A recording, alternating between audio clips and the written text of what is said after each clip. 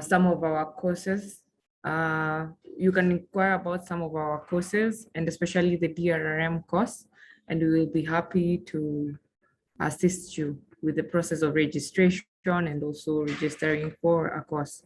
So to start us off, I know there are expectations about what we are going to learn today. So in this session, we are going to tackle health in emergency in brief, because it is a very wide topic and it has so much to discuss. And so we are going to be looking at the understanding of health in emergency. I hope that we are all conversant with the term health. And we are going to look at how to prioritize health during emergencies and some of the aspects of health and the infrastructure during emergencies. Why are we tackling this as a subject? This is because health to everybody is important. We cannot do most of our day-to-day life activities without being healthy. So health is important, and when it comes to the times of emergency, it's even much more important. This is because during emergency, health can be very fragile, and you find that the exposure to different vectors or predisposing factors can cause either the spread of diseases and infections. Sometimes there might be cause of injury, especially when we are dealing with natural disasters and emergencies such as tsunamis, floods. There are always reasons to consider prioritizing health during emergencies. Another thing is that communication about health should always be prioritized so that we can avoid further complications among the population or the people we are serving or the communities. So it is always important to think about health, because we need people to be healthy so that we can be able to build their resilience against the emergencies, against the disasters. We need to empower them. And before we even empower them, we need to ensure that they are healthy enough to be empowered. We have to ensure that they are in a position to benefit from that empowerment that is going to build their lives and assist them in mitigating some of the effects of that disaster. So talking about health in emergency, first of all is everyone has a right to health. For all those people who are conversant with human rights, you know that everyone has the right to health as recognized in a number of international legal instruments. And you find that this embraces not only the right to equal access to healthcare, but also to the underlying determinants of health, all of which involve the fulfillment of other human rights, such as access to safe water and adequate sanitation, having an adequate supply of food that is nutritious, and housing, healthy environmental conditions, access to health-related education and information. And I believe some of you here work in those spaces, so you understand this better. Other aspects include non-discrimination and even the upholding human dignity and affirming individuals of self-worth, And you find that the right to health can only be assured if the population is protected. And that is why you find that there are first responders who include doctors and, for example, firefighters, people in the government, just to ensure that people are safe. Another thing is if right to health can only be assured if the professionals responsible for the healthcare systems are well trained. And that's why you find some organizations focus on training people as first aiders. We have the likes of Red Cross, St. John's Ambulance, and so many other people who are involved as first responders. And you find that you have to have well-trained and people who are committed to the universal ethical principles and professional standards related to treating human beings with dignity. Another thing is the right to health can only be assured if the system in which they work is designed to meet minimum standards of need.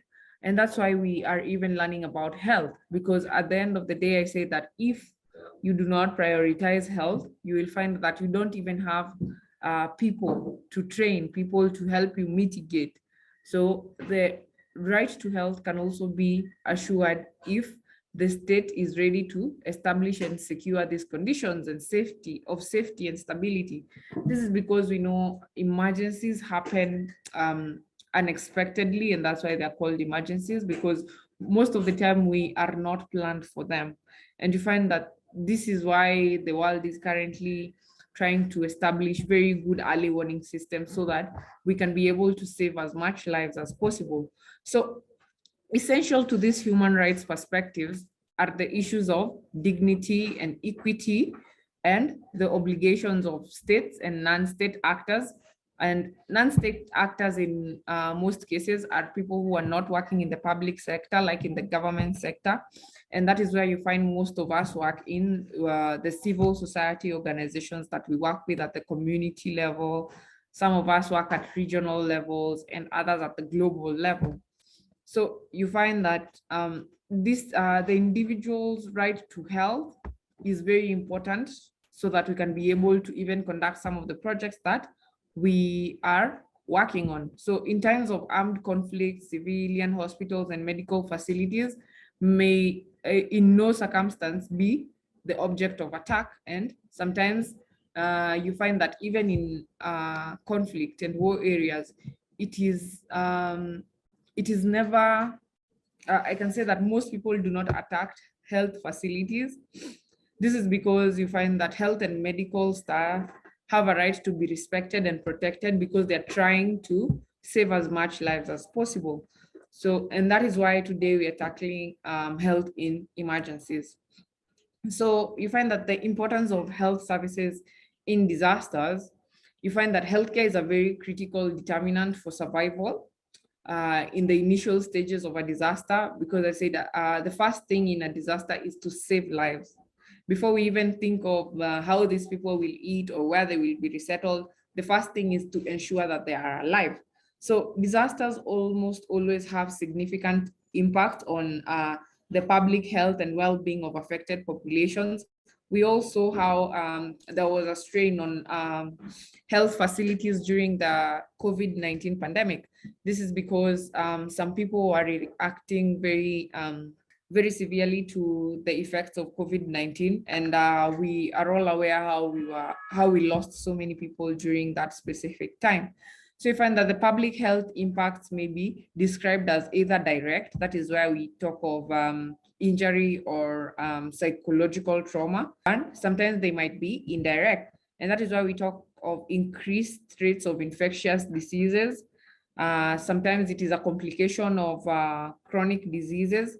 We all know the issue of persons with disabilities, so sometimes it is also a complication of their disabilities. Another thing is these indirect health impacts are usually related to factors such as the inadequate quantities and quality of water, because we all know that water, as we say, water is life. And if people do not have access to clean water, especially safe water for drinking and cooking, you'll find that there is a probability that waterborne diseases can get spread. Another thing is the breakdown in sanitation facilities or even sanitation systems. And there is also the interruption of food supplies, the disruption of health services. There is also the issue of overcrowding and population displacement, especially when it comes to conflict areas. You find that in most cases, we have either influx of refugees to other countries or internally displaced persons in country. So you find that it is always important to think of issues of overcrowding, because we know things like tuberculosis can easily spread when people are overcrowded in a specific area. This is because they are airborne diseases. Those are also things that we need to consider during emergencies. Another thing is you find that the primary goals of these humanitarian responses to disasters is to prevent and reduce the excess mortality or morbidity rate. Another thing is also to promote a return to normalcy, because that is why we tend to assist, or a humanitarian and development organization come to mitigate the effects of that specific disaster. So different types of disasters are associated with different differing scales and patterns of mortality and morbidity. And you find that public health and medical needs of an affected community or an affected population will always vary according to the type and extent of the disaster. For example, when you talk of tsunamis and floods and things like drought, definitely there is a difference in the extent of the disaster, the number of people who are affected, the populations who are able to help themselves in that situation, because you find sometimes you can't compare people at different classes in society. You might find that there are people who can be able to move from one place to another with their family, while you find that to others, it is not that easy because they don't have the economic muscle to do so. So, and that is why we as humanitarian development organizations or practitioners always have to set priorities to help, because our focus is usually people with the most need.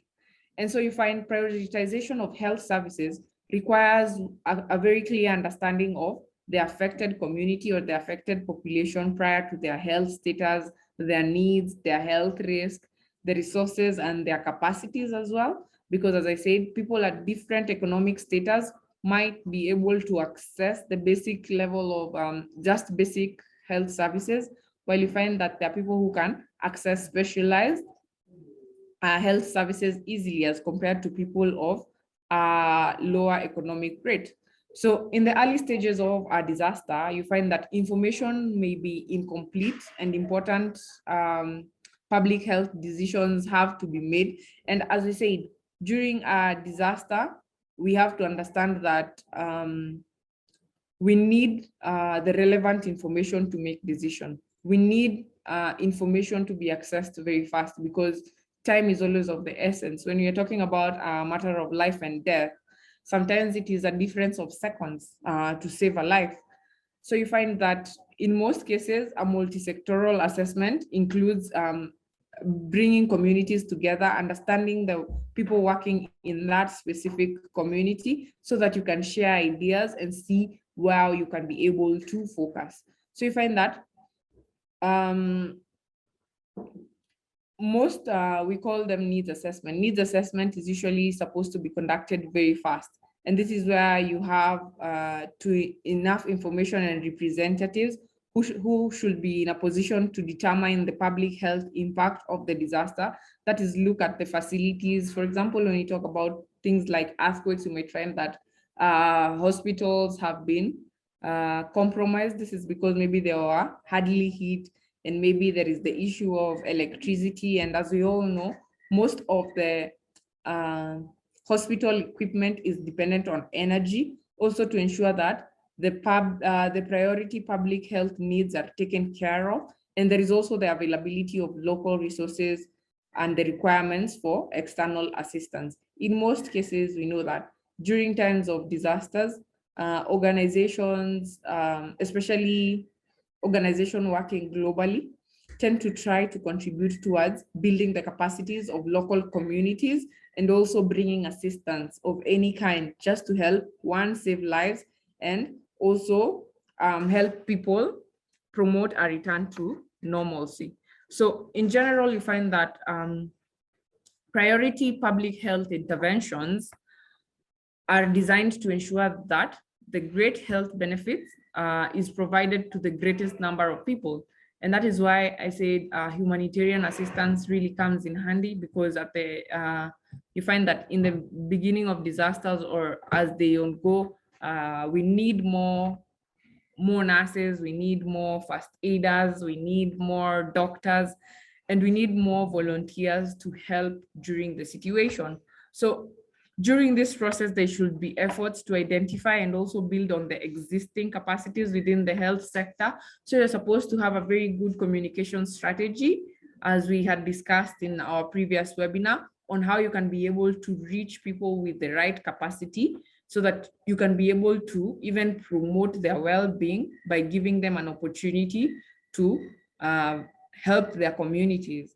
Another thing is also building local capacities together with the affected population, which is probably the most effective means of helping those communities to recover from the disaster and also prepare for future disasters in case they happen. So Another thing is also taking care of refugees and internally displaced people, because this is likely to place an additional strain on the health services to the host populations. Because you find once we have an influx, it means that the initial number of population that was being catered for example, by a specific facility is not able to handle the influx, or you find that they don't have the right staff and resources to help during that specific emergency. So and that is where humanitarian efforts aim to integrate with those existing systems and support the health services to the host populations as much as possible. And that is where you find that we have to create either makeshift hospitals. We have to see how we can harness the capacity of the existing health systems and help them improve so that they can be able to serve the huge population. So talking about priorities, we understand that there is a different group that requires some extra attention. And in most cases, we talk about this as vulnerabilities and the capacities of disaster affected populations. So you find that the group most frequently at risk in emergencies are mostly women and children and older persons, people with disabilities, or persons living with HIV and AIDS. This is because you find that these people can be easily affected by issues like infections. And you find that in certain contexts, people may also become vulnerable by reason of ethnic origin. Sometimes it is about political affiliation, religious affiliation, or even those people who have been displaced, or people who are trying to come from one country to another as refugees. So you find this is not an exhaustive list of people who are vulnerable when it comes to emergencies, but it includes those most frequently identified. And you find specific vulnerabilities influence people's ability to cope and survive in a disaster, and those most at risk should be identified in each context. And the reason women and children are usually included in this category is you find that in some cases, they don't have the muscle to even assist themselves out of disaster. And you find people like children, because when we talk of children, we mean that they are small. So they are not in a position to exactly contribute to some of those efforts. So you find that even for specific type of disasters, the patterns of morbidity and mortality may vary significantly dependent on the context of different communities or even geographical location. And you find the enforcement of, for example, the enforcement of building codes can dramatically reduce the number of deaths and serious injuries associated with things like earthquakes and floods.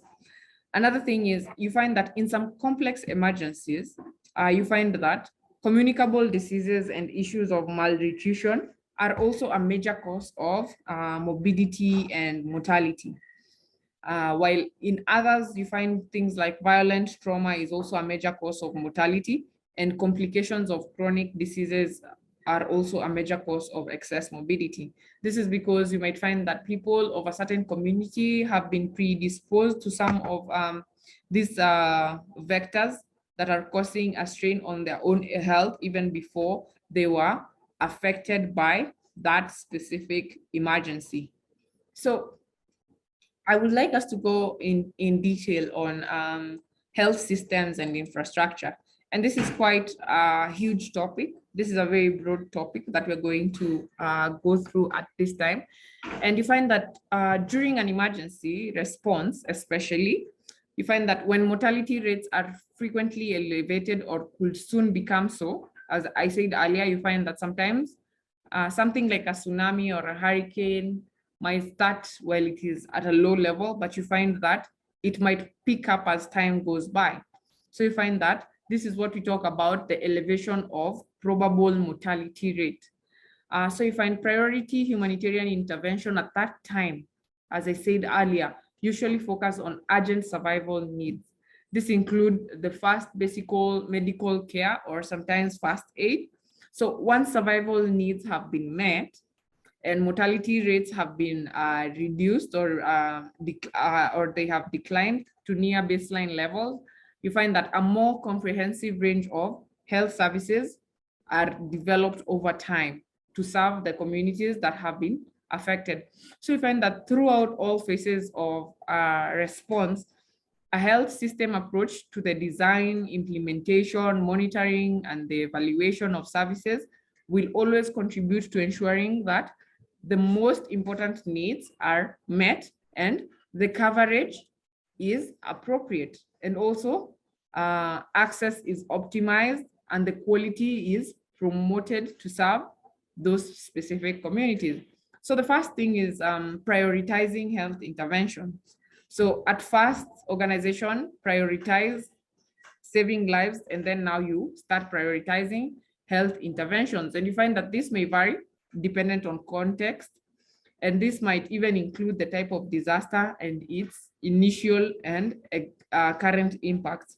So you find that basing the design on these interventions, basing the design of these interventions on the public health system or principles, you find that they're usually pre-developed health or existing country disaster public health principles. You find that this will always ensure that the greatest health benefit is provided to the greatest number of people in need. And you find that priority public health intervention usually include ensuring that there is adequate supply of clean or safe water. There is also adequate supply of proper sanitation. There is also a good supply of food, nutritious food, and shelter. Another thing is also ensuring that there is an infectious disease control. And that is where you find that the issues like vaccinations against things like measles or even other infections that infectious diseases that might spread within a population. So another thing is also things like basic clinical care and disease surveillance. That is where you have public health officials monitor any disease as it comes up. Another thing is you find that expanded clinical services are also important. This is because of issues like trauma care. We all understand that in cases of disasters and emergencies, in most cases, there is the loss of lives, and you find that people are left with a lot of trauma, and you find that these are usually given priority following a disaster because they are associated with large number of injuries. For example, when it comes to issues of earthquakes, sometimes buildings collapse, and there is just a lot of things that might cause injuries. Another thing is ensuring that there is access to healthcare services. So you find access should be based on the principle of equity, ensuring equal access according to need without discrimination of people dependent on gender, age, political, religious, or ethnic affiliations. And another thing is ensuring that people who need health services get access to them. So in practice, you find that the location and staffing of health services should be organized with, for example, the ministries of health, organizations like the World Health Organization, WHO.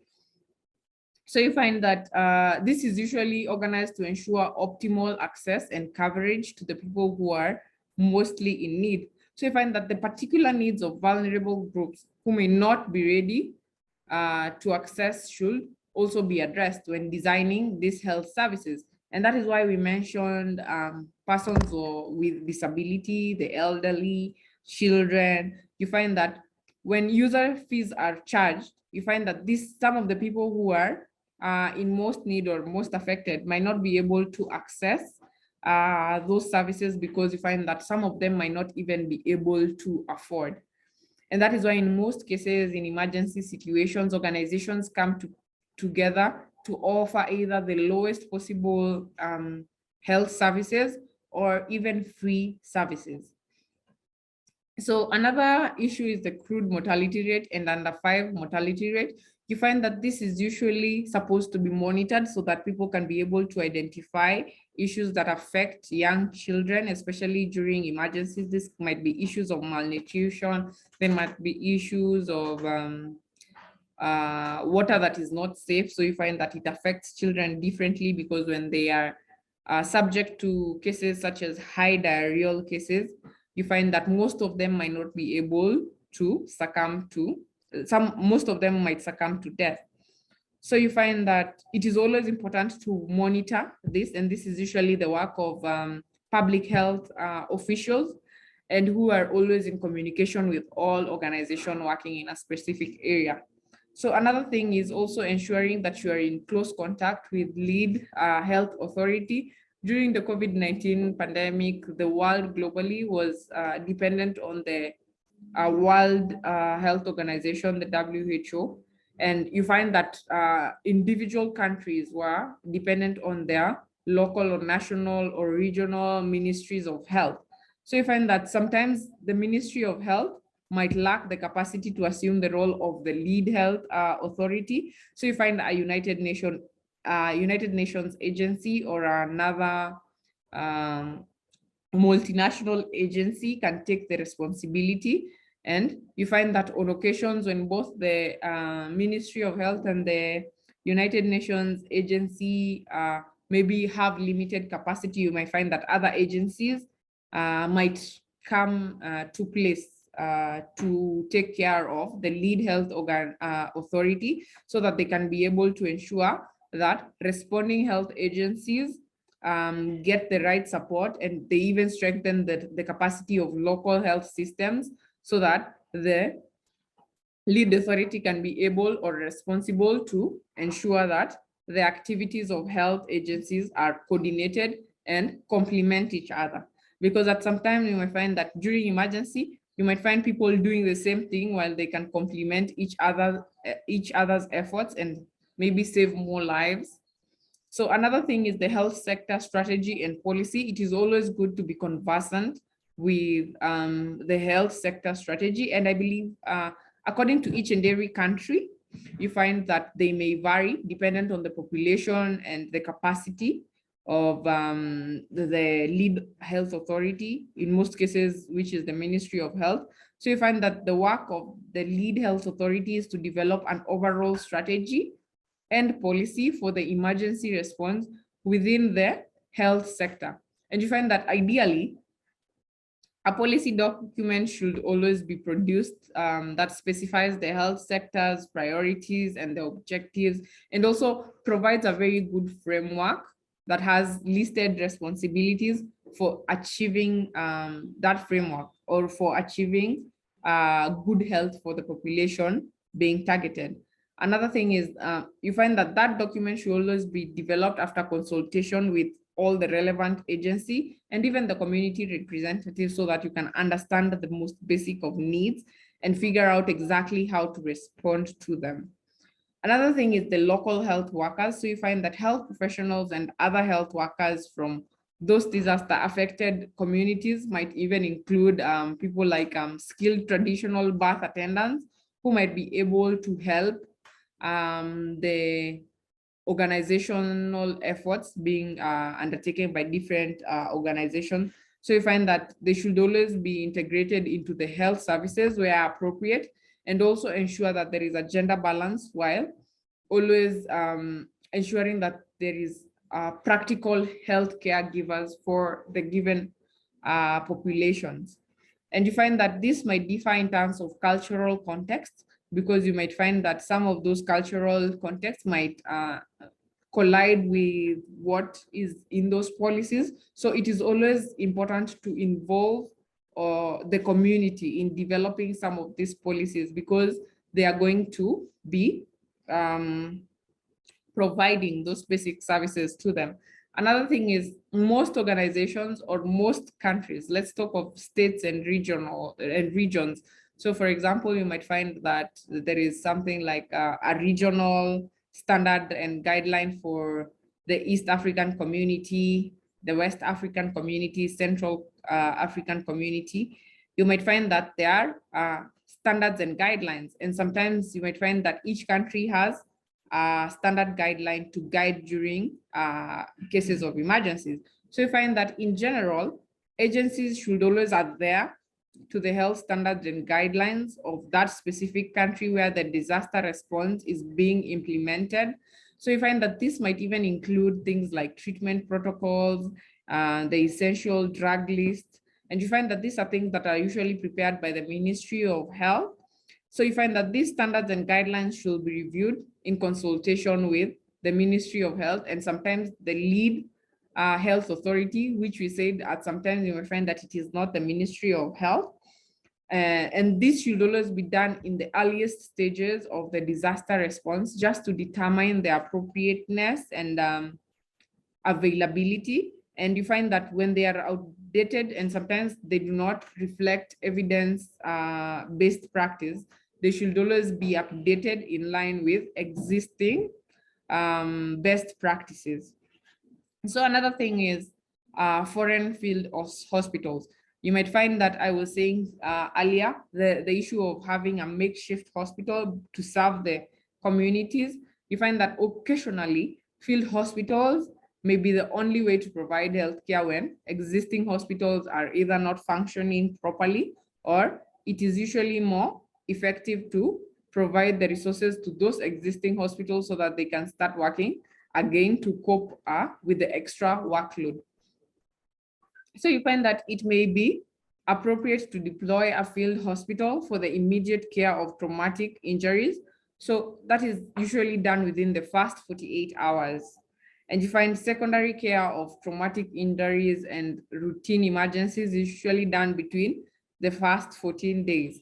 Or you find that a temporary facility to substitute for a damaged local hospital will be done or constructed within several days so that they can support the work of the existing damaged local hospital as they prepare to either reconstruct or rebuild and reinstate it back to its usual operating level.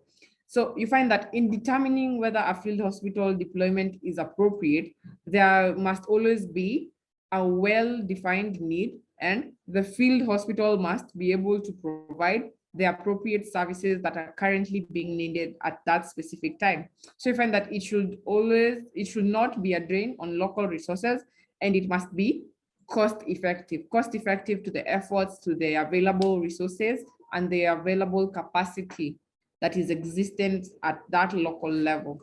So another thing is the coordination among health agencies. You find that regardless of whether the lead authority is the Ministry of Health or another organization or agency, all organizations in the health sector should always coordinate with the national and local health services or authorities. So you find that in refugee settings, agencies should always coordinate with the health system of that specific host country. And you find that when several health agencies are operational in one field, you find that it is always important to have the coordinated allocation of responsibility, since that will help ensure that the health sector gaps are met and that there is no duplication of efforts colliding with other organizations. Another thing is, in most cases, we always have or need coordination meetings. This is because in those coordination meetings, that is where information is mostly provided. So you find that this should provide a forum in which information that is gathered within the community is shared and priorities are identified, monitored, and even common health strategies are developed and adapted in the process, and specific tasks are allocated to the specific organizations, and there are standardized protocols and interventions just to ensure efficiency. And you find that these meetings are usually done on a weekly basis, or sometimes they're coordinated within 48 hours in case of an emergency or something that needs to be taken care of within a short period of time. Another thing is most organizations come in here, and that is where they tend to provide health information and education to those communities. So you find that an active program of community health education and promotion should be initiated in consultation with the local health authorities and community health workers and representatives. So you find that this always takes into account the health-seeking behavior and health beliefs of the population, so that the efforts can be able to include some of those culturally, we call them culturally efficient or culturally appropriate initiatives, and also communication efforts. So it should always provide information on the major endemic health problems, for example, major health risks, the availability and location of the health services that are currently existent in the community. And even sometimes it involves some social behavioral change communication to influence the behavior and health beliefs of that specific population. So you find that in most cases, the health information and education systems or organization should always provide information when needed. And you find that this is where public health messages and materials are even created. And you find that these are usually identified and structured in the SBCC or the social behavioral change communication manuals. So you find that is where communities and community-based organizations come together to develop these materials to ensure that it utilizes appropriate language and media that is accessible and culturally sensitive to that specific organization or community, sorry.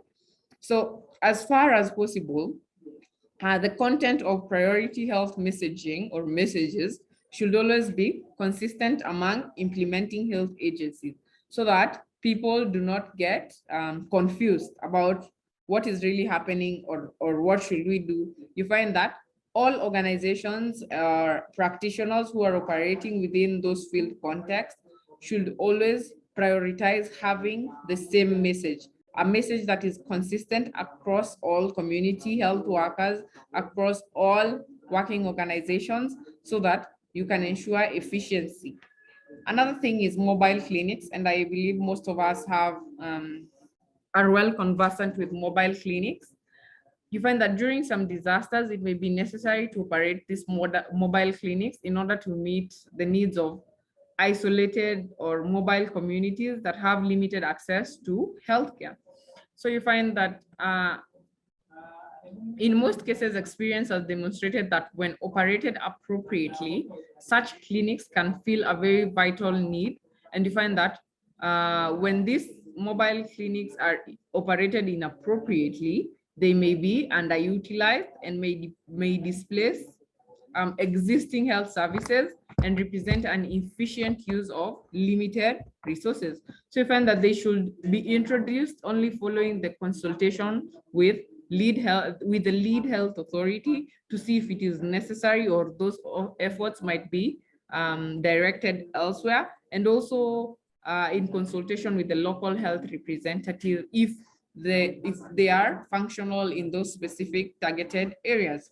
So you find that another thing is the health facilities and staffing.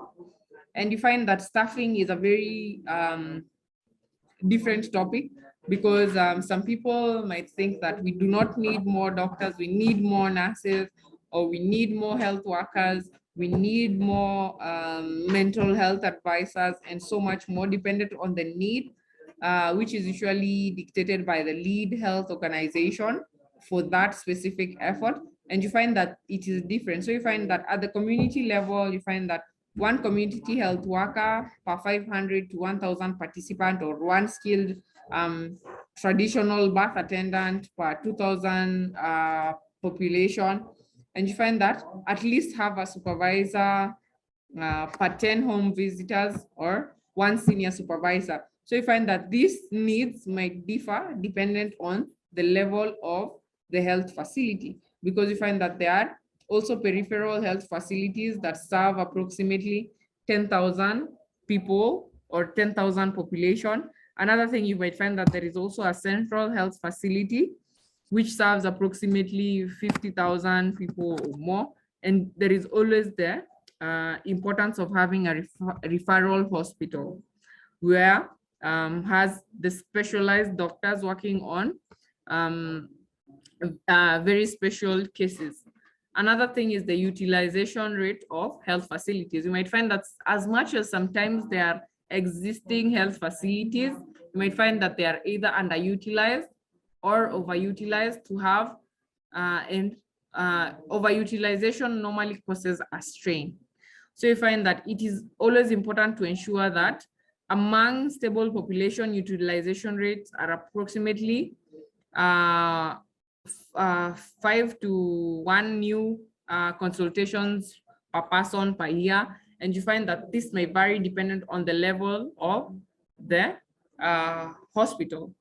So another thing is the standardized treatment protocols and essential drug list. As I had mentioned earlier, you find that it is always important to know what the government or the Ministry of Health have in their drug list, so that you may ensure that you did not collide.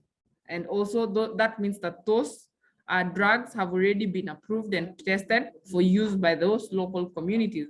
So you find that these protocols and drug lists should always be reviewed in consultation with the Ministry of Health and the lead authority, and sometimes the World Health Organization, or sometimes UNICEF, when especially dealing with the young children.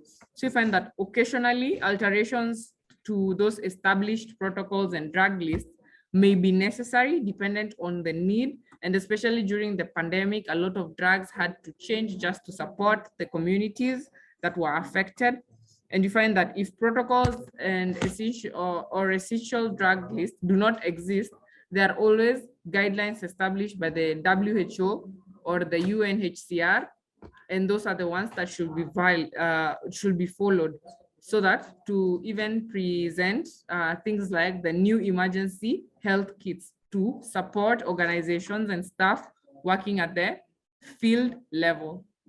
Another thing is that is usually often ignored is the training and supervision of staff.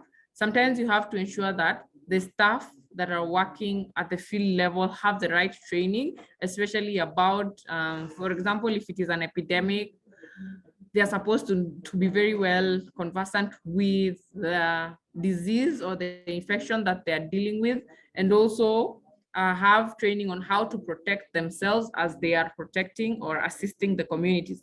So as far as possible, training programs should be standardized and linked to the national programs, and also take advantage of existing local capacities who are also trained in the different fields. So you find that it is also important to enforce a patient's rights to privacy, confidentiality, and informed consent as well. So you find that, however, as far as possible, you find that health personnel should always attempt to safeguard and promote human rights in the process. And you find that these health facilities and services should always be designed in a manner that ensures privacy and confidentiality for the people that are being served by those interventions. Another thing is the informed consent should be sought from patients prior to sometimes medical and surgical procedures, because patients have a right to know what each procedure involves, as well as what are the expected benefits or potential risk and the cost and durations that may take, so that they can see if they have the right capacity to take care of their own health. Another thing is handling the remains of the dead. For example, during the time of COVID, families were not allowed to handle the remains of the dead because that would pose a threat to their families, such as who are not currently infected by that disease. So it is always important to get in touch and see if it is you allow the health officials or people operating in the health field office health services to take care of the remains of the dead and advise you appropriately.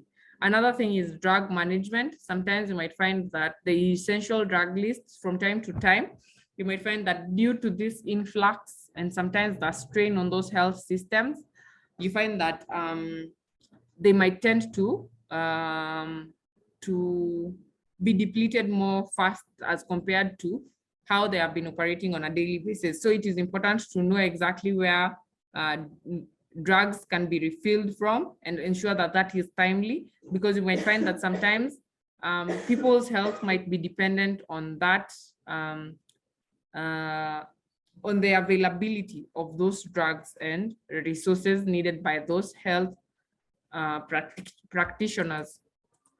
So last but not least is other things that we may want to prioritize when it comes to healthcare systems.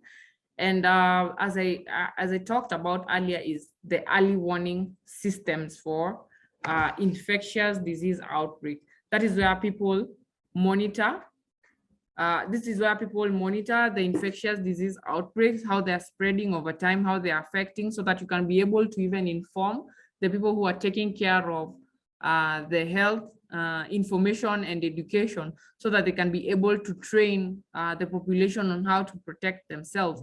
So you find that key elements of such systems include the case definitions, and the threshold is defined and sometimes even distributed to all reporting health facilities so that they can have the right information.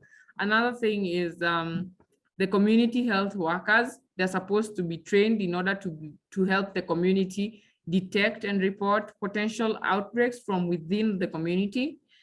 Something else is also ensuring that the community is aware of how to report suspected outbreaks to the next appropriate level of the health system within 24 hours of detection. Another thing is also ensuring that the communication systems are well established to ensure that there is rapid notification of the relevant health information to the authorities and the communities. So in most cases, people in emergency need to be very aware or have a contact at local radio station or a telephone network where people can call in and access this information. Another thing is about the confirmation of the existence of an outbreak. It is usually important to ensure that this is done very fast. So you find that diseases for which a single case may indicate an outbreak might include issues like cholera, measles, yellow fever, and other viral hemorrhagic fevers. And another thing is things like meningitis. I think most of us are well conversant with issues of meningitis. So you find in 1 week, for example, 15 cases per 100,000 persons per week in 1 week might indicate an outbreak. Or, however, with high outbreak risks, for example, you might find that dependent on if that case is being vaccinated against, and we know that there is a vaccination against meningitis, you find that that threshold is reduced to 10 cases per 100,000 in a week. That is dependent on the public health system. Another thing is malaria. So you find that malaria really affects especially young children and pregnant mothers. So an increase in the number of cases being reported within a specific time might detect an increase or a spread of that specific disease. Another thing is outbreak control, and outbreak control is usually under the guidelines and standards that we had listed earlier and the policies. So you find that control measures must be specifically developed to halt the transmission of the agent causing the outbreak. And that is where during the COVID-19 pandemic, we were talking of isolation. So trying to isolate those cases so that we can get them under control. So often pre-existing knowledge about the agent can guide the design and appropriate control measures in that specific situation. So you find that in general, response activities include controlling the source. And that is where when you talk of malaria, we try to ensure that there are no breeding grounds for mosquitoes. Another thing is interventions may include improving the water quality and quantity to avoid cases of water outbreaks such as cholera, typhoid, and the like. Another thing is prompt diagnosis and treatment, for example, malaria and cases of tuberculosis. Another thing is isolation cases. That is, for example, the COVID-19 pandemic, as people are having to isolate so that they do not spread the COVID-19 pandemic to their loved ones or the people who they meet from a day-to-day basis. Another thing is also controlling animal reservoirs. That is, especially when you're dealing with things like plague or the Lassa fever. Another thing is protecting susceptible groups. That is, interventions may include things like immunizations. For example, as we talked about meningitis and issues of measles and yellow fever. Another thing is also prevention of things like malaria against, especially for pregnant women. Another thing is also improved nutrition. This is for acute respiratory infections so that people can have the right nutrients and vitamins to fight such infections. Another thing is for outbreak control, we usually look at interrupting transmissions. That is, interventions may include hygiene promotion, for example, diseases spread by fecal oral route. This is vector control. We know that sometimes some diseases or the spread of diseases is dependent on things like sanitation and ensuring that people are practicing the right hygiene to avoid the spread of diseases. Another thing is monitoring the case fatality rates so that they can inform some of the efforts that are being conducted by those specific communities or those specific health workers and practitioners at the field level. So if the case fatality rates exceed the specified levels, then an immediate evaluation of control measures should always be undertaken, and corrective steps are taken to ensure that the case fatality rates are maintained and at low levels. So another thing is monitoring meningitis, and this is usually done by public health officers and officials. This is because you find that the case fatality rates of meningitis varies according to the general context and accessibility to health services. So you find in general, health agencies should aim for having the case fatality rate to as low as possible, though during outbreaks, it may be as high as even over 20%. Another thing is HIV control, and this is most taken care of by organizations and health facilities who offer the ARVs, and you find that during the post emergency and rehabilitation phases of disasters, we find that the expansion of HIV control activities is usually based on the assessment of the local needs and the circumstances, and it usually involves the community and especially persons living with HIV and AIDS and their carers in the design, implementation, monitoring and evaluation of that specific program so that it can be successful. So in addition to those services already being implemented or being implemented during the initial phase, you find that more comprehensive surveillance, prevention, treatment, care, and support services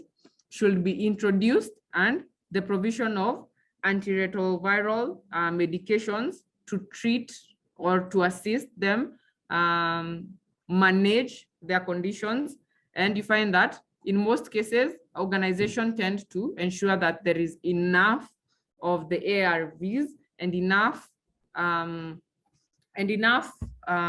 resources and support, even from community-based organizations who are working in the same space. So protection and education programs, which are aimed at even reducing the stigma and protecting people against discrimination, should always be implemented as soon as possible. So there are always other factors to consider during emergencies that are related to health. One is information, and that is what we talked about, social behavioral communication, and also access to information. So access to information is not only a human right, but it also reduces unnecessary public anxiety and distress. And information should be provided on the nature and scale of the disaster, and even on the efforts to establish physical safety for the population. And moreover, it's about the population should always be informed on the specific types of relief activities being undertaken by either the government, local authorities, and aid organizations, and their location. So information should always be disseminated according to the principle of risk communication. That is, it should be as uncomplicated and understandable to each and everyone. Sometimes we have to translate it to the local languages so that people are able to understand. And it should always be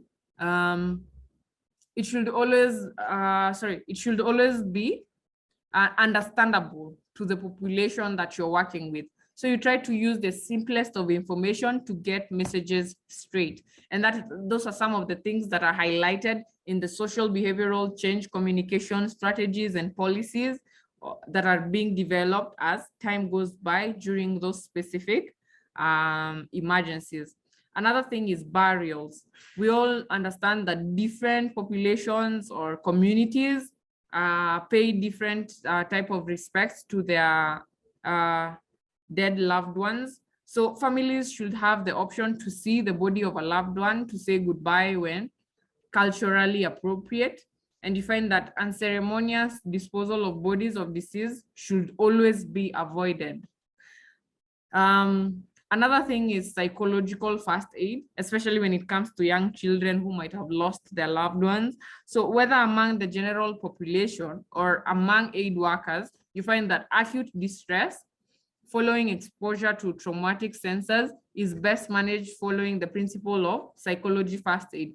And that is where you not only look at the population, but also at the people you're working with, because different things might have different dispositions to the mind dependent on the people we are working with. So it is always good to not only monitor the population when it comes to psychological trauma, but also the staff that you're working with at the field level. So you find that this entails basic and non-intrusive pragmatic care, which has a focus on listening but not forcing talk, and also ensuring that there is assessment of the needs and ensuring that basic needs are met. So this is usually encouraged by not forcing company from significant others, and also protecting people from psychological harm. So this type of first aid can be taught quickly to both volunteers and professionals. So you find that health workers are usually cautioned to avoid widespread prescription of benzodiazepines because of the risk of dependence. This is because at some time we tend to give the depression drugs dependent on the level of trauma that has been caused, so that to mitigate. But we usually are cautioned to avoid the widespread prescription because you find that it causes addiction or dependency. Another thing is the care for urgent psychiatric complaints, and you find that psychiatric conditions always require urgent care because you find that other people might cause themselves self-harm, and others you find that they might experience psychosis or severe depression.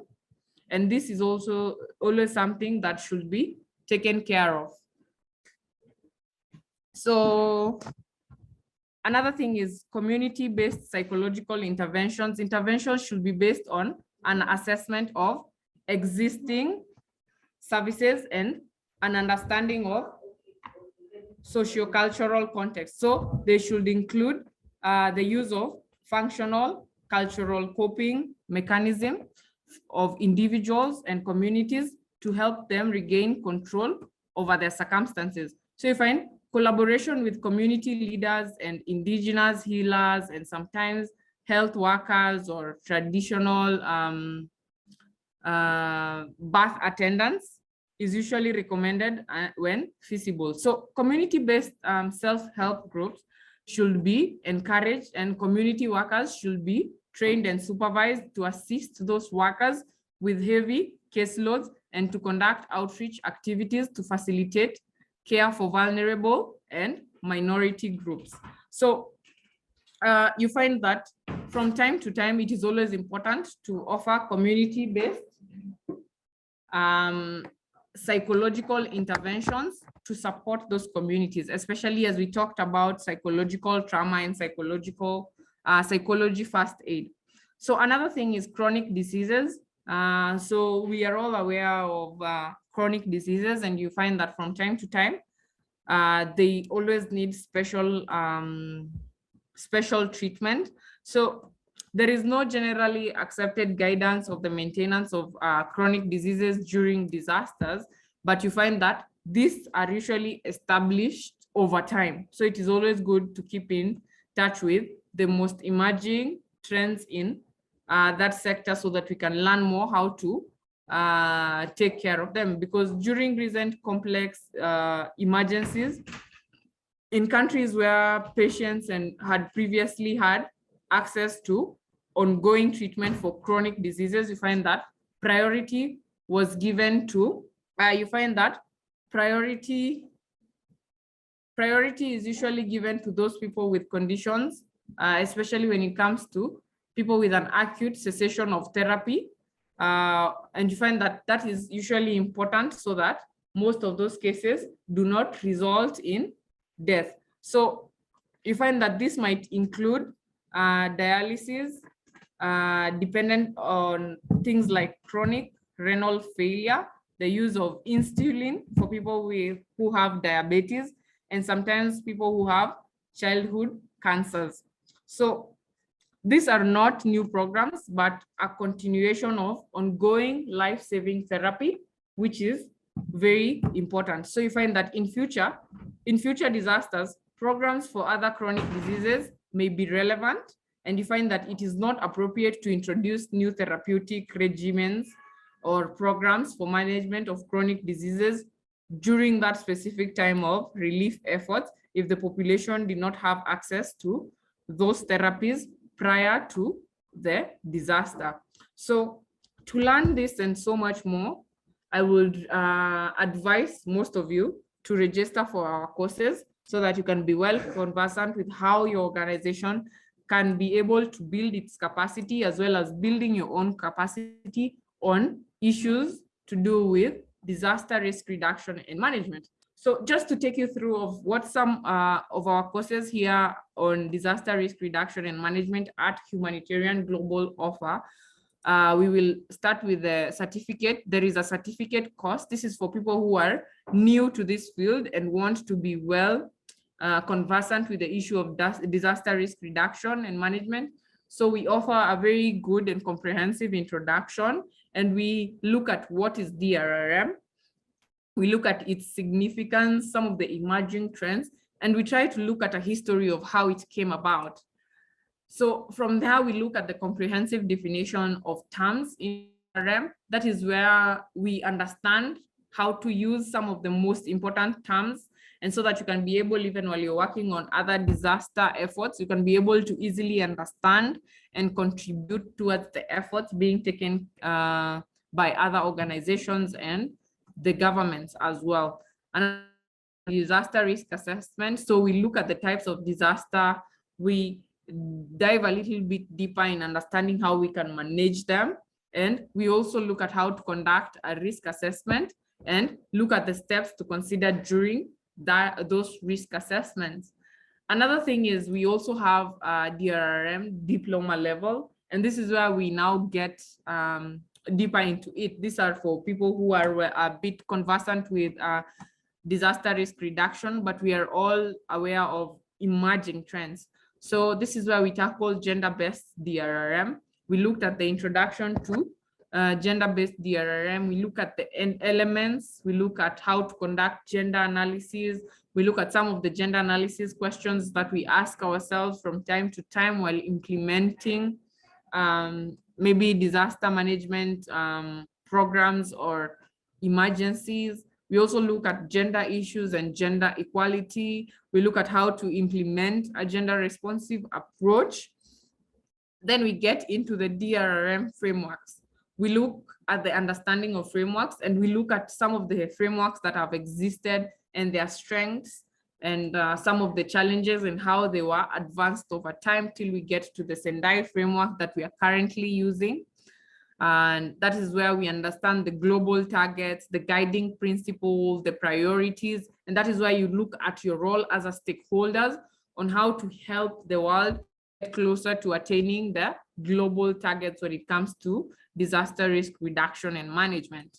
So we then go deeper into the issues of displacement, and that is why we look at the concept of displacement and analyze the issue of refugees and IDPs in detail.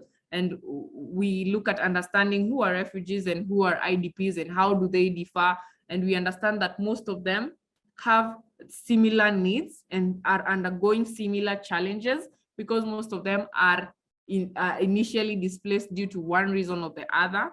Another thing is we look at the concept of humanitarianism and WASH. So we go through even the code of conduct that governs humanitarian professionals working in the disaster risk areas.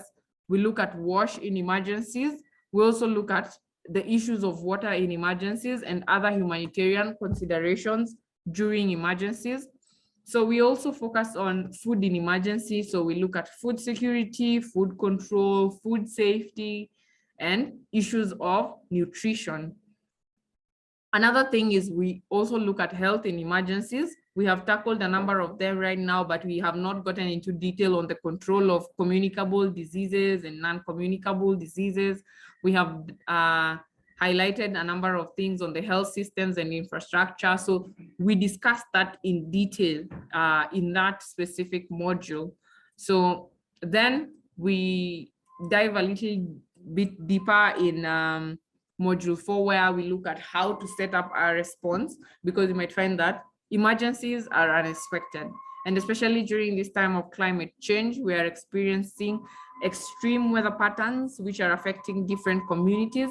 So you find that we look at the concept of disaster management and dive a little bit deeper into the disaster management cycle. We look at the core humanitarian response standards that govern the working of humanitarian practitioners in the field. And then we look at the response process in its totality. We look at how to work on coordinating efforts. We look at the needs assessment and analysis, because we know that during emergencies, it is time bound. So it's supposed to be done as fast as possible to inform the ongoing processes and efforts. We also look at the strategy and program design, the implementation of those programs that have been designed, and also the monitoring, evaluation, accountability, and learning during times of emergency. So, and with that, I think we can look at the questions that we have on our Q&A. So we are just going to look at them. So we have someone by the name Ahmed Nasif Yusuf asking, exploring patients' expectations is crucial for ensuring delivery of healthcare of the highest quality. So patients' expectations continue to increase. Therefore, a satisfactory balance should be achieved between patients' expectations, physicians' perceptions, and the priorities set by health planners. So every patient who comes for consultation has the expectations based on his understanding of the illness, cultural background, health beliefs, attitudes, and the level of understanding. Thank you very much for that input, Ahmed Nasir. That is quite important, looking at the patient's expectations, the physician's perception, and the priorities. So it is always good to include that in the information that is being distributed by the people handling communications.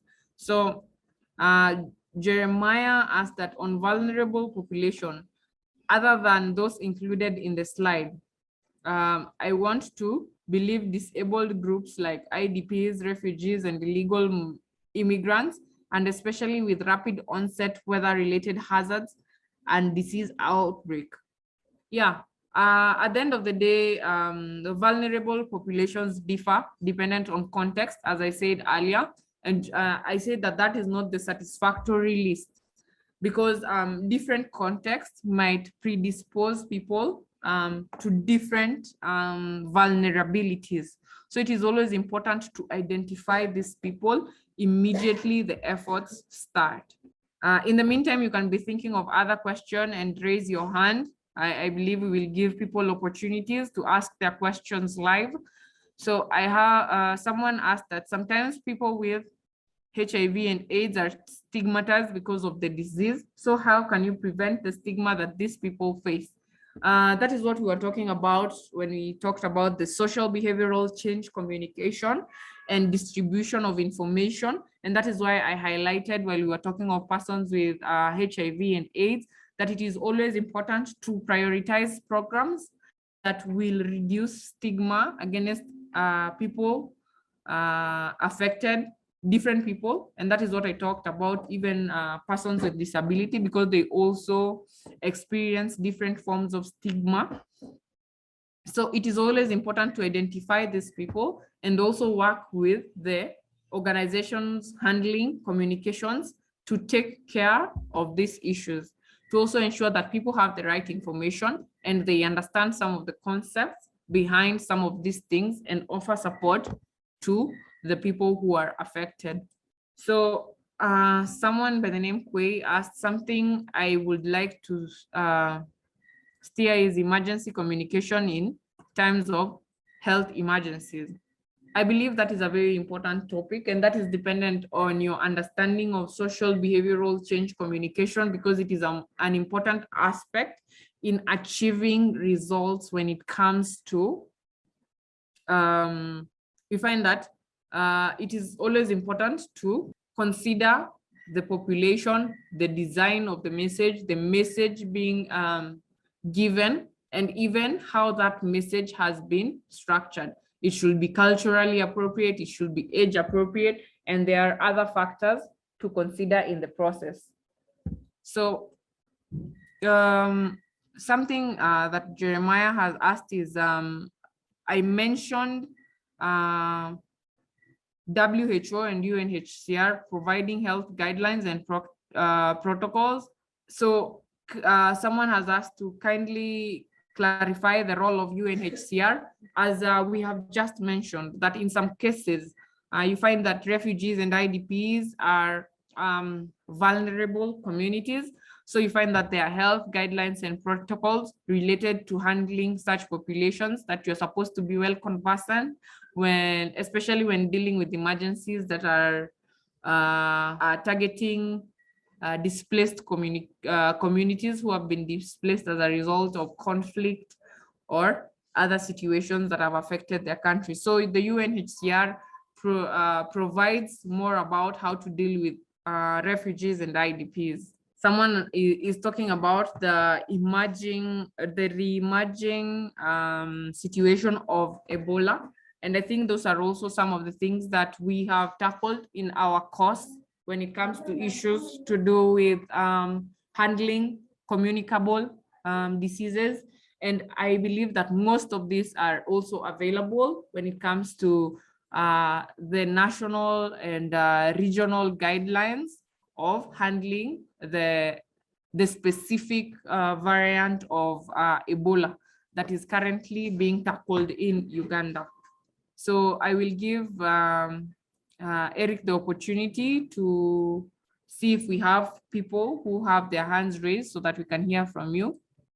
Thank you, Marlene, once again for taking us through the session. I do see a few hands up. I can see Tony Nsiku.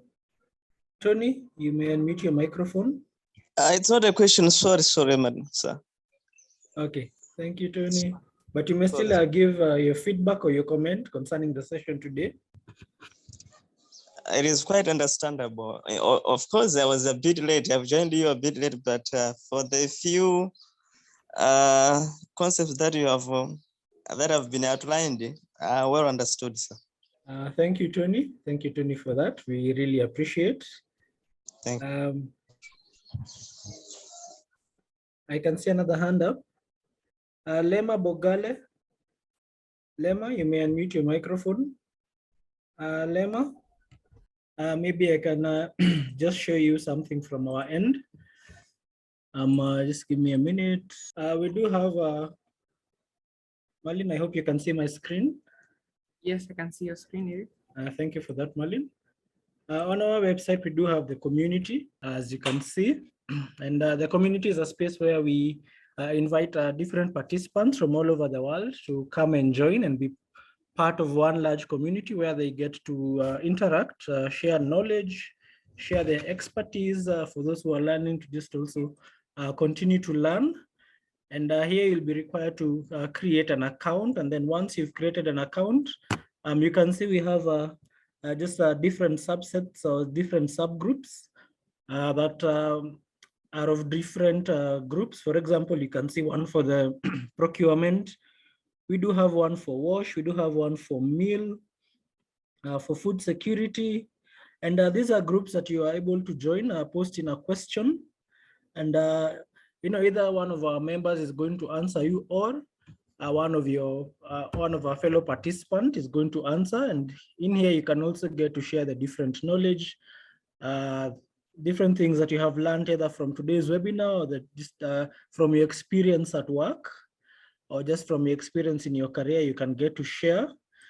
And here we also have a page or just a group that contains the different webinars that we have had this month. You can see we had one for wash, we had one for procurement. Today was our last one, which was for the disaster risk management. And so also here we shall be updating with a link of the previous groups. I think you can see the fourth one for nutrition. We have updated a YouTube link where you can go and watch the previous sessions. We shall be doing that with the one for disaster risk management after the session is over. I think I'd like to invite back Marlene, maybe to give a few more comments. I had seen Jeremiah raise his hand. I don't know if someone can unmute Jeremiah to share. Jeremiah, please feel free to unmute your mic and proceed with your comment or question. Hello, Jeremiah. Jeremiah, we can't hear you. We have seen that you have unmuted your mic. As we wait for Jeremiah to, so thank you, most of you, for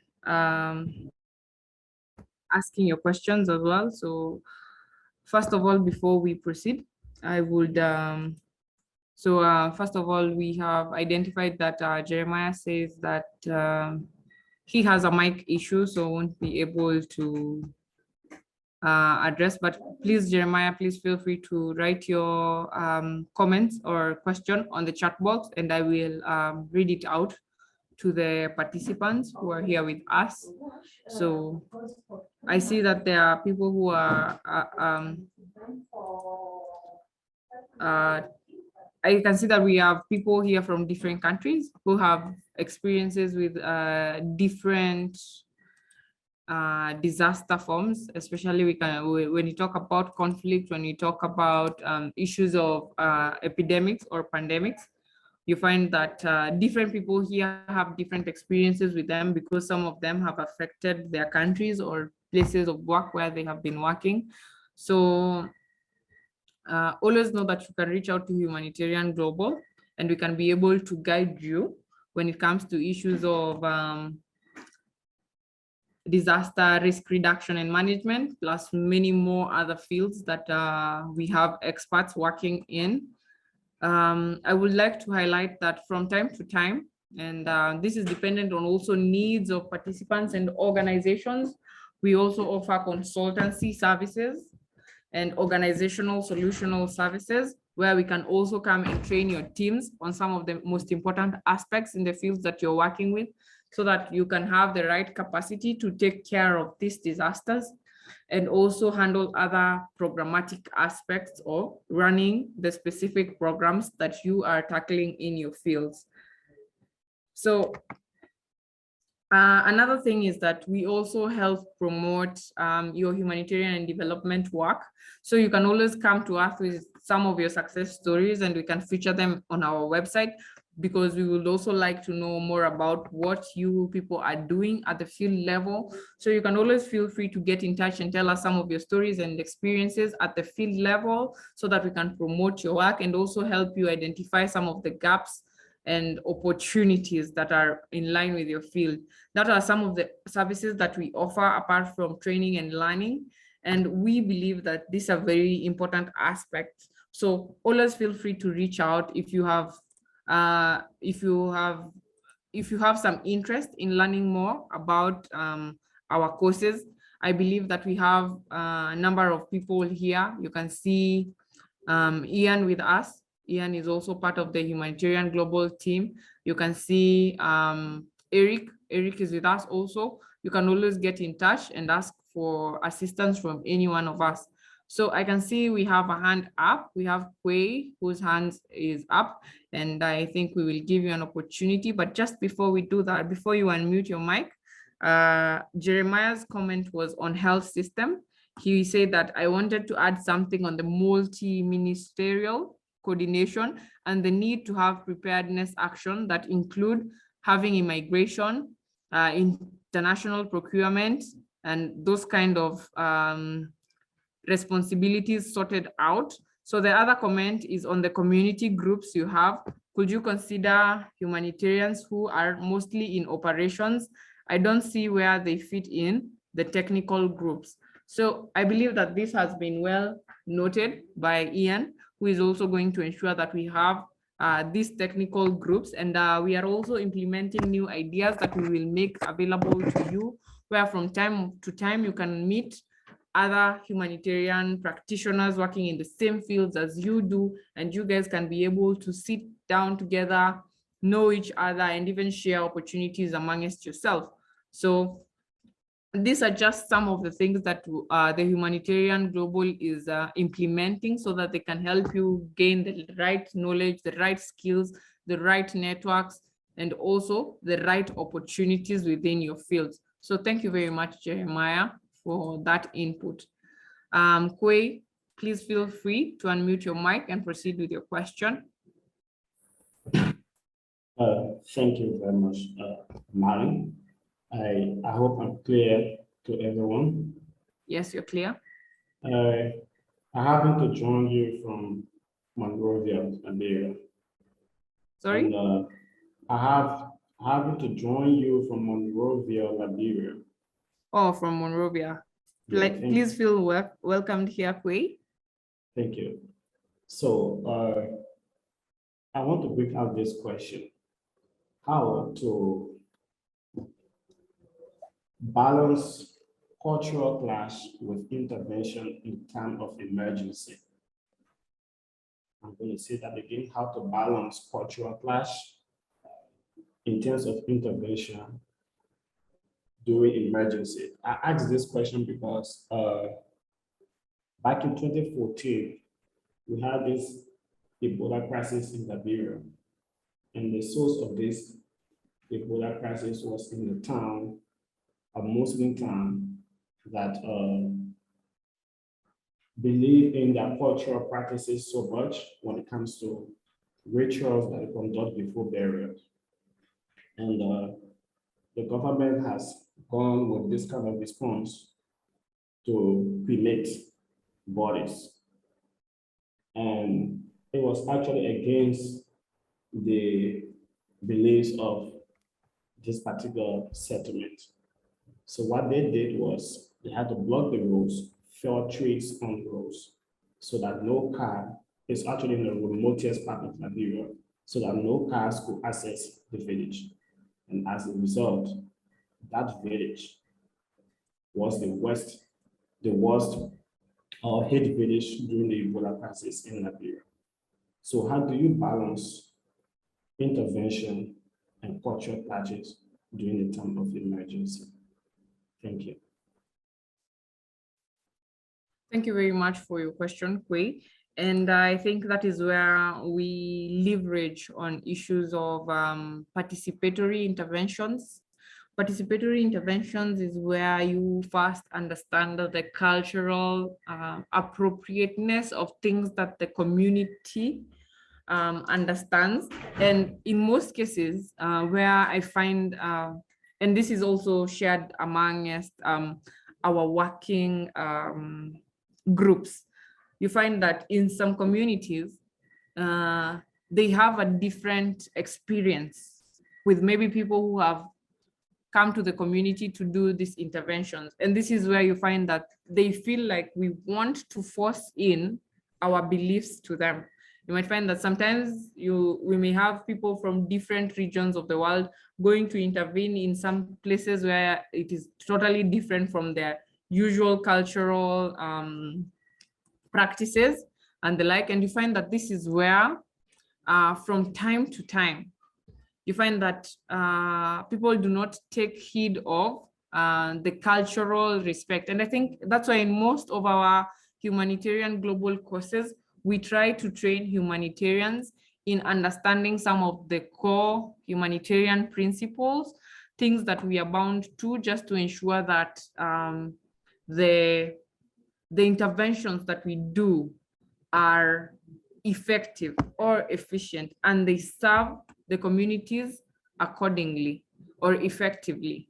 So you find that one is, we know that we are supposed to ensure that our responses are culturally appropriate and efficient. Even if you want to introduce anything, please make sure that you are you and the community have been able to come to an understanding of what that is, why they're supposed to use it, if there are no other options of a similar thing that is existent within the community that can be either advanced or what can we say, anything that can be improved that is already existent. So you find that when you allow them to participate in this decision making or involve the community stakeholders in developing the most efficient solution, you find that there is very little collision between the community and the intervening organizations.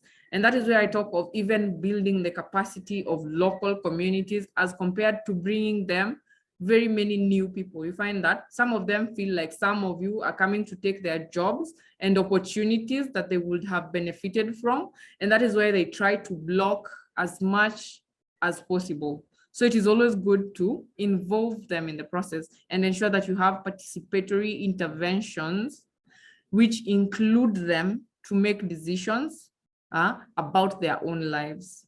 I don't know if I've been able to answer you, Kwei. Yes, you've been able to answer me sufficiently. Thank you so much. Thank you very much for that. And there is a question from Muhammad Mohammed, and he is asking that what is the difference between epidemic and outbreak and endemic and sporadic? One thing is that when we talk about epidemic usually the main difference between the epidemic and the pandemic is because pandemic affects more than an area or a region, and you find that they are more widespread. So, and when you talk of an outbreak is something that is emerging within a specific area or a specific region. When you talk about sporadic, and that is something that most people do not understand. An example of a sporadic disease is the Ebola. This is because it shows up from time to time, only in a few spaces, a few places. And you find that sometimes it is scattered and isolated. So you find that you can be able to detect the region in which it is originating from, and maybe isolate that specific case. And when we talk of, let me just go back to that. When we talk of endemic, we find that endemic is like a disease or condition, and you find that this is found among a particular people or people of a specific area. That's why you hear some people say that, for example, people who come from nuclear affected areas or population, you find that they are in a position to mostly suffer a certain type of cancer as compared to others. That is what we refer to as endemic. And sporadic is something that maybe appears from time to time. For example, the Ebola in West Africa, now there is Ebola in Uganda, East Africa. So you find that from time to time, it might disappear or reduce and then re-emerge again. I don't know if I have been able to answer, but that is the difference between endemic and sporadic, and also the difference between epidemic and outbreak. An outbreak is, it can be in a small region, and an epidemic is in a wider area, while the pandemic is more advanced into more regions. I don't know if there is anyone else with a question. We wouldn't want to leave anyone out. So please feel free to raise your hand or ask a question in the Q&A section. So we have someone by the name Samir who says that Jeremiah gave some great input. So I think I will request Eric. Thank you, Marlene, for guiding us through the Q&A. And I just getting to understand more on today's webinar. I still want to request you to raise your hand or shoot your question on the Q&A. We still have some more time. We can get to answer a few of your questions before we come to the end of the session. So maybe we can give it a minute to see if anybody is going to shoot their question or raise your hand. Feel free to do that, or also feel free to share your response, your feedback on the chat section. Maybe what are some of the things you've learned from today's session? What is new? What is something that has reaffirmed you with the knowledge that you have? Also feel free to do that on the chat section. So actually, I would like to thank most of you for attending this session. And I believe that it has been of great input. And please let us know if you would also like to join our courses. We will be able, in those courses, you'll be able to learn what, today we have just done a snippet of what we offer in our courses. And you find that more is offered because for this session, we were able just to pick a few related to a specific field. And that the field of health in emergencies is quite a broad field because there are very many things that we were not able to cover today, things like some of the vectors and how they should be controlled. We were not able to cover issues of communicable diseases. We were not able to cover the issues of we were not able to cover the issues of water in emergencies, food in emergencies, how to take care of the vulnerable populations in emergencies. So there is so much to learn when it comes to disaster risk reduction and how you can help communities build or mitigate disasters, how you can build their capacity, how you can leverage on some of the existing resources. So please also know that we usually have resources at Humanitarian Global. We have articles, we have toolkits, we have these webinars. As you can see, we have the community, and we even have humanitarian stories. So you can always feel free to get in touch and visit our website to study more about some of the emerging trends in some of the humanitarian fields. So thank you very much for attending our session today. Thank you, Marlene, for that. And I think you can see on your screen, this is our DRRM certificate course. It goes for 500, but once you join us, we shall give you a 10% discount, and the fee is going to be 450 USD. This is a beginner level course, and it takes you about 3 months to complete. And apart from that also, As Marlene talked about, we also have our diploma course. Trying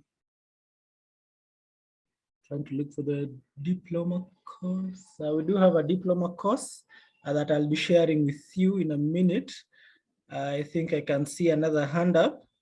Allow me to give Emily a chance. Emily, you may unmute your microphone. Hello, good morning. Yeah, in Cameroon it's morning. Yeah, good morning, everybody. Good morning, Emily. Yeah, I'm happy to have been part of this webinar.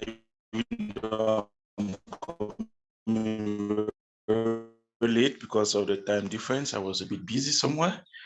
Yeah, so I really want to, in terms of if someone takes a course at the Humanitarian Global, what are the employment, the future employment perspective that one can really rely on? Sorry, Emile. Based on the certificate obtained at your institution? Sorry, Emile. I think you have some internet interruptions, so we are not able to hear your Are you question getting clearly. me now? Yes, yes, yes. Please proceed. Okay. Yes, I wish to find out. The employment prospect in terms of when someone gets a certificate from your institutions. I don't know if it gives someone a high credibility of fitting in a good job position somewhere. I don't know how valid, how internationally recognized it is. Hello. Yes, Emile. And so for our courses, we are accredited here in our country, Kenya, and Ministry of Education and an organization known as NITA, that is National Industrial Training Authority. And when it comes to participants like you, we are also accredited by HPAS. HPAS is an organization that gives digital badges, and that is something that is global right now. And for the digital badge, just it's a way of showing that you did this course, and it's an accredited way of showing that you did this course, and hence you can fit anywhere else in the world as long as you do have a badge where you can show the course. I hope I was able to answer you, Emily. Okay, thank you very much. It's good. Yes. Yeah, thank you, Emily. Okay. I do not know if we have any other questions from you, our participants. Ahmed Nasser, yeah, Yusuf, you can, let me give you a chance to unmute your microphone. Ahmed Nasri, Yusuf, you may unmute your microphone. Ahmed Nasri, Yusuf, Elmi, you may unmute your microphone. Yusuf, Hello. yes, Yusuf. Yes, I can hear you. Hello. Hello, Yusuf. Hello. Hello, Yusuf. Yes, I can hear you, Yusuf. Yusuf, maybe you can type in your question on the Q&A. We will be getting to it in a few. Just to remind our participants also, we will be sharing the slides of today and the recording of the session by end of business today. So we also do have your emails once you registered with, and we are going to be sharing them via your email by end of business today. Maybe Yusuf, you can be typing your question. And with that, ladies and gentlemen, thank you for joining us this morning or this afternoon, depending on where you are from.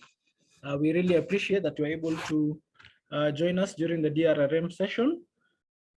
We look forward to interacting with you more, especially on the community or through our contacts. I think Ian has been sharing our contacts. You can either WhatsApp us on the numbers on the chat section or reach us via the email, that is info@humanitarianglobal.com. The WhatsApp number is +254 796 665 105. That's the way you can reach out to us in case of anything. And on behalf of Humanitarian Global, we wish you a good day and a great day ahead. The occurrence of any kind of disaster leads to devastating consequences. Disasters may lead to deaths, injuries, destructions of properties, diseases, mass displacements, loss of infrastructure and social and economic disruption. According to UNDRR, the onset of disasters between 1998 to 2017 led to the death of 1.3 million people while affecting a population of 4.4 billion people across the globe. Geophysical events such as tsunamis, earthquakes, cyclones, floods, landslides, droughts as well as man-made disasters such as water pollution, disease epidemics and urban fires were responsible for most fatalities. It might be hard to prevent a hazard from occurring, but through the use of disaster risk reduction and management skills, a hazard can be prevented from turning into a disaster. This would also help in mitigating its impacts by increasing resilience among the affected communities. Undertaking a professional course in DRRM prepared by Humanitarian Global will help you develop in-depth knowledge in this professional area. Among the covered modules and units include Introduction to DRRM. In the first module, you will get to understand what DRRM is, history of DRRM, significance of DRRM and emerging trends in DRRM. In the second module, comprehensive definition of terms and concepts in DRRM. The learner will develop an in-depth understanding of all terms used in DRRM such as program terms, emergency terms and DRRM terms. In the third module, Disaster and Risk Assessment, the learner will get to learn more about types of disasters, disaster management, risk assessment and steps to consider in risk assessments. Apply for this course today by visiting our website www.humanitarianglobal.com for more details.